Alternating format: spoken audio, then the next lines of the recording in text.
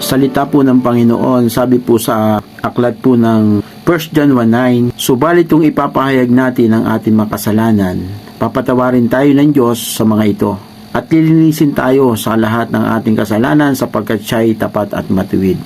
Ito po yung sabi po ng Panginoon, mamuhay ayon sa liwanag. Dahil sabi po doon, sa binasa po natin na salita po ng Panginoon, kung lalapit po tayo sa Kanya, patatawarin tayo sa ating mga kasalanan. Tunay nga po, minsan nahihirapan tayong lumapit sa Panginoon dahil naiisip natin yung mga kasalanang nagawa natin sa harap ng Diyos.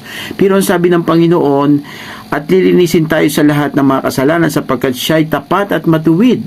So, ang hinihintay lang po ng Panginoon na tayo po ay lumapit, na may kasinsiruhan yung puso natin, isuko natin sa Panginoon yung puso natin. Huwag po tayong mahiya. Dahil po ang Panginoon laging naririyan para po makinig sa ating mga hinain, sa ating mga kasalanan, at God is all-knowing God from head to foot. Alam po ng Panginoon yung ating pagkatao. Kaya wala po tayong maililim sa Panginoon dahil ang Diyos po alam niya kahit yung bilang ng buhok po natin ay alam ng Panginoon. Kaya mga kapatid, inaanyayahan po tayo ng Panginoon na lumapit tayo sa Kanya.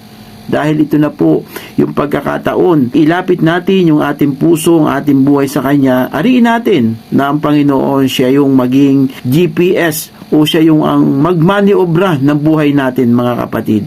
So sa gabing ito, mga kapatid, inaanyayahan ko kayo na kayo po ay lahat ay idulog natin ang ating mga buhay, ang ating puso sa Panginoon upang sa ganun po ay mamuhay tayo ayon sa kagustuhan ng Panginoon, ayon sa liwanag, at makita natin ano yung plano ng Diyos sa buhay natin. Maraming salamat po. God bless.